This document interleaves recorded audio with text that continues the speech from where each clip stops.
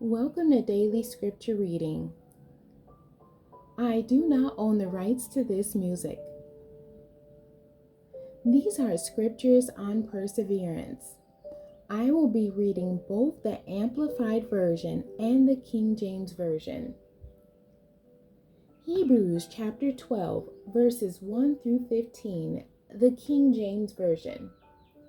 Wherefore, seeing we also are compassed about with so great a cloud of witnesses, let us lay aside every weight and the sin which does so easily beset us, and let us run with patience the race that is set before us, looking unto Jesus, the author and finisher of our faith, who for the joy that was set before him endured the cross, despising the shame, and is set down at the right hand of the throne of God.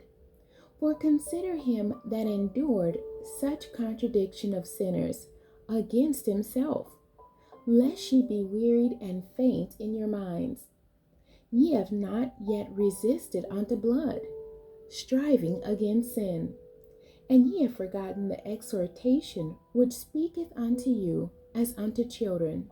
My son, despise not thou the chastening of the Lord, nor faint when thou art rebuked of him. For whom the Lord loveth, he chasteneth, and scourgeth every son whom he receiveth.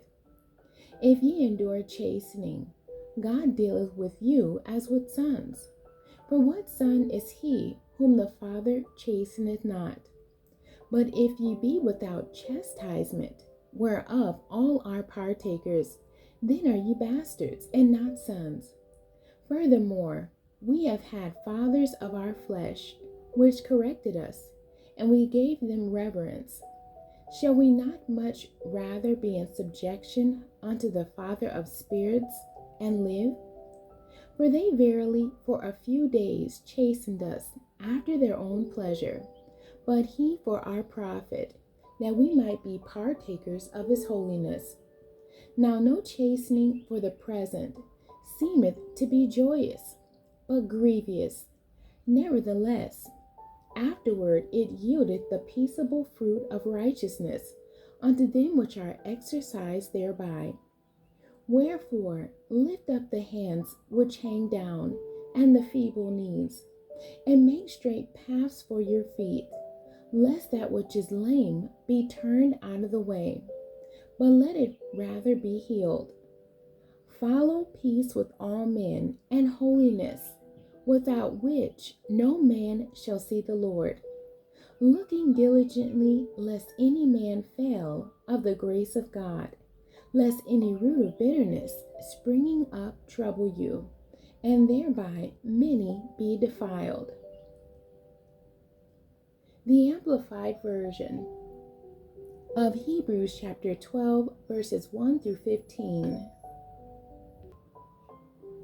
Therefore then, since we are surrounded by so great a cloud of witnesses, who have borne testimony to the truth, let us strip off and throw aside every encumbrance, unnecessary weight, and that sin which so readily, deftly, and cleverly clings to and entangles us, and let us run with patience, endurance, and steady and active persistence the appointed course of the race that is set before us, looking away from all that will distract to Jesus, who is the leader and the source of our faith, giving the first incentive for our belief, and is also its finisher, bringing it to maturity and perfection.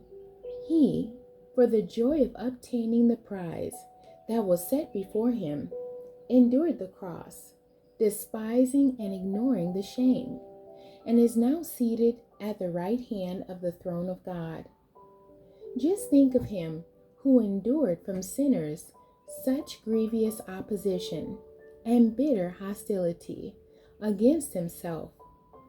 Reckon up and consider it all in comparison with your trials, so that you may not grow weary or exhausted, losing heart and relaxing and fainting in your minds. You have not yet struggled and fought agonizingly against sin, nor have you yet resisted and withstood to the point of pouring out your own blood. And you have completely forgotten the divine word of appeal and encouragement, in which you are reasoned with and addressed as sons. My son, do not think lightly or scorn to submit to the correction and discipline of the Lord, nor lose courage and give up and faint when you are reproved or corrected by him.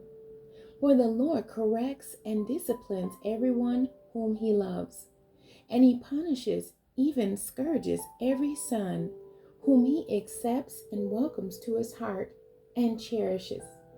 You must submit to and endure correction, for discipline. God is dealing with you as with sons. For what son is there whom his father does not thus train and correct and discipline?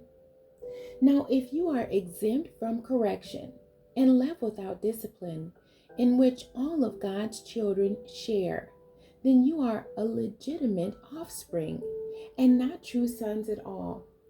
Moreover, we have had earthly fathers who disciplined us, and we yielded to them and respected them for training us. Shall we not much more cheerfully submit to the Father of spirits, and so truly live?